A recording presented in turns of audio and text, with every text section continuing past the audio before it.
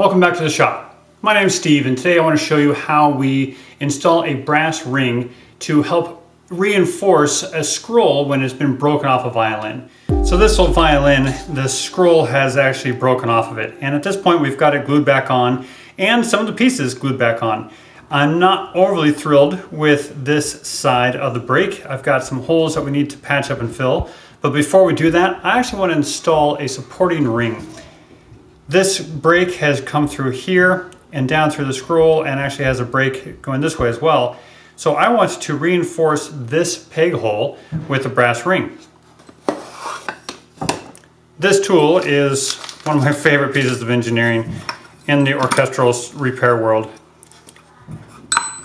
where we have a cutter, some guides, and these brass rings to install. These two pieces are tapered to act as guides. One side fits the large side of the shaft, the other side fits the small side of the shaft to help keep this in place and make sure everything runs really square and true.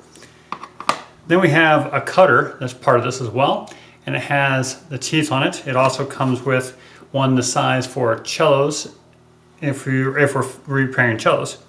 The brass ring is cut to be just the depth of the teeth, and then we have these guidelines on here as well to help us determine where we're at in the depth when we're cutting it into the side box.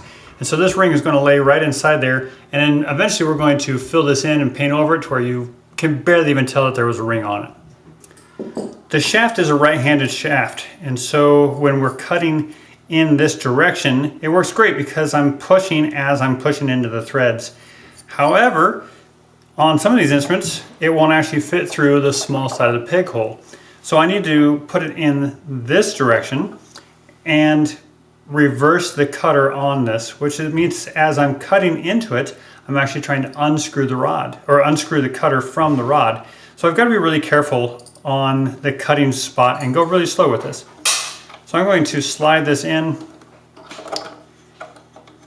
and I find just a little needle spring with this hole here helps me hold on to it so I can get a nice good catch and bind that down. And then this guide slides over here, and this guide slides over here. And we want to make sure that that ends up in the hole to keep this rod straight. On my drill, your drills typically have two speeds, a fast speed and a slower speed. So I'm going to turn this over to the slow speed. I'm going to put it in reverse because I want this to be turning counterclockwise as I'm pulling this in. Bind that in. I'm going to reach in here and grab my guides to make sure I've got this straight. Make sure I'm in the reverse. And then nice and slowly,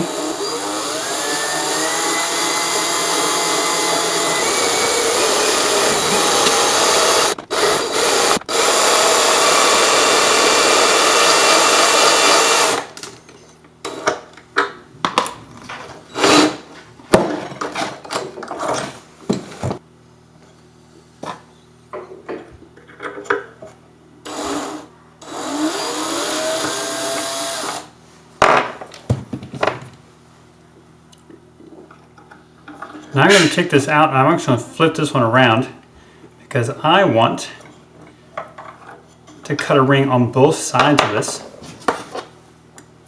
So I'm going to put the large shaft back on. Give myself just a little bit more slack here. Re-grab that cutter. Thread it on nice and slow. Add my guides.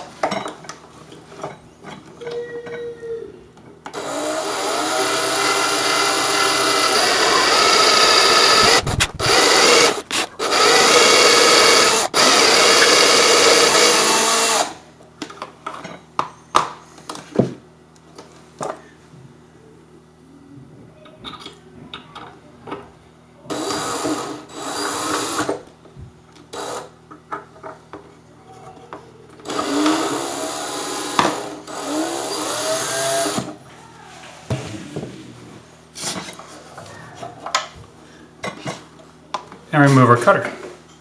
So as you can see, we now have a hole cut down inside of this scroll box that we can put this brass ring into.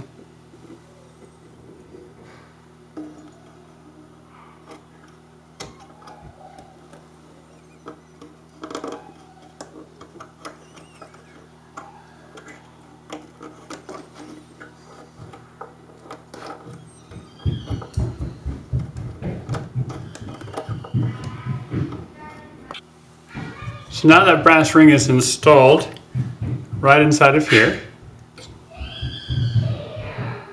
and we can see that it fits. Now that I've tested that ring and made sure that it sits in the holes that we just cut and disappears, it's at depth and I don't have to file any of the brass away, I'm ready to glue it into space. And so I'm going to do that with some simple wood glue. You could use epoxy. I don't think this is a good application for hide glue. I think hide glue is too soft. In this case, I don't want the glue to ever let loose, so I'm going to go to a much more permanent glue, like a wood glue in this case.